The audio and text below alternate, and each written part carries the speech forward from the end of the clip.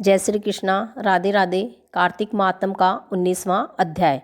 राजा पृथु ने कहा, हे देवऋषि, अब आप ये कहिए कि भगवान विष्णु ने वहां जाकर क्या किया तथा जलंधर की पत्नी का पतिव्रता व्रत कैसे भ्रष्ट हुआ। नारद जी बोले, जलंधर के नगर में जाकर भगवान विष्णु उसकी पतिव्रता स्त्री वृंदा का पतिव्रत भंग करने का विचार किया। वह उसके नगर में एक उद्यान में जाकर ठहर गए और रात में उसको स्वप्न दिया। वह उनकी माया और अद्भुत कार्य पद्धति थी और फिर उनकी माया द्वारा जलंधर की पत्नी पतिव्रता वृंदा ने रात में यह स्वप्न देखा कि उसका पति नग्न होकर सिर पर तेल लगाए महिष पर चढ़ा है। वह काले रंग के फूलों की माला पहने हुए है तथा उसके चौओर हिंसक जीव है। वह सिर मुंडाए हुए अंधकार में दक्षिण दिशा की ओर जा रहा है। उसने अपने नगर को समुद्र में डूबा हुआ देखा और इस प्रकार के बहुत से भयानक सपने देखे। फिर तत्काल ही वह जाग पड़ी और सपनों के संबंध में विचार करने लगी। इतने में उसने सूर्य को उदय होते हुए देखा तो उसमें उसे एक छिद्र दिखाई दिया तथा वह कांतिहीन था।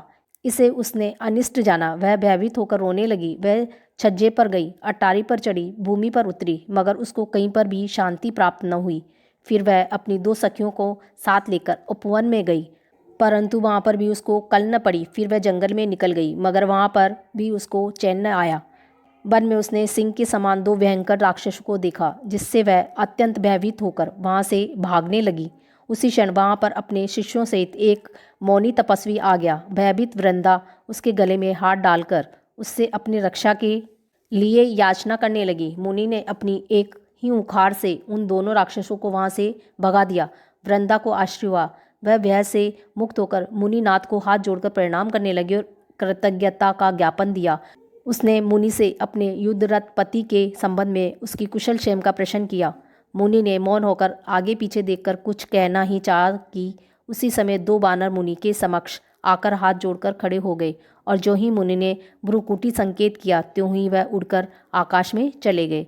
फिर जलंधर का सिर वह धड़ लेकर मुनि के पास आ गए। तब वृंदा अपने पति को मृत हुआ जानकर मूर्छित होकर पृथ्वी पर गिर पड़ी और अनेक प्रकार के वचन कहकर दारुण विलाप करने लगी। पश्चात उसने उस मुनि से कहा, हे कृपानिधे, आप मेरे पति को जीवित कर दीजिए। पतिव्रता परायण दैत्य पत्नी ऐसा कहकर दुख की श्वासों को छोड़ती हुई मुनीश्वर के चरणों में गिर पड़ी। तब मुनीश्वर ने कहा, वह शिवजी द्वारा युद्ध में मारा गया है, अतएव जीवित नहीं हो सकता, क्योंकि जिसे भगवान शंकर मार देते हैं वह कदापि जीवित नहीं हो सकता। परंतु शरणागत की रक्षा सनातन धर्म है, अतः मैं कृपा कर इसे जिलाए देता हूँ। नारद जी कहते हैं कि वह मुनि साक्षात विष्णु ही थे, जिन्होंने कि यह सब माया फैला रखी थी। वह वृंदा के पति को जीवित करके अंतर्ध्यान हो गए। जलंधर ने उठकर वृंदा का आलिंगन किया और उसका मुख चूमा। वृंदा भी पति को जीवित हुआ देखकर अत्यंत हर्षित हुई और अब तक हुई सब बातों को स्वप्न समझा। पश्चात वृंदा सकाम हो बहुत दिन तक उसी वन में अपने पति के साथ विहार करती रही। फिर एक दिन उसने सूरत एवं संभोग काल के अंत में भगवान विष्णु को पहचान लिया, अतः उन्हें ताड़ित करती हुई बोली, हे पराई स्त्री से गमन करने वाले विष्णु, तुम्हारे शील को धिक्कार है। मैंने जान लिया है कि वह मायावी तपस्वी तुम ही थे। हे राजन, ऐसा कहकर परम क्रुद्ध का पतिव्रता वृंदा ने अपने तेज को प्रकट करते हुए शाप दिया, जो तुमने अपनी माया से 2 राक्षस मुझे दिखाए थे, वही दोनों राक्षस किसी समय तुम्हारी भी स्त्री का हरण करेंगे और उसके विरह में दुखी होकर तुम बानरों की सहायता से वन में भ्रमण करोगे और ये सर्वेश्वर जो इस समय तुम्हारा शिष्य बना है, यह वहाँ तुम्हारा साथी रहेगा।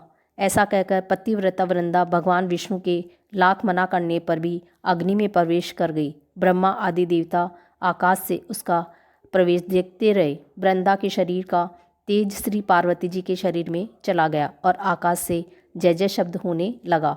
पतिव्रत धर्म के प्रभाव से वृंदा ने मुक्ति प्राप्त की। जय श्री कृष्णा। राधे राधे।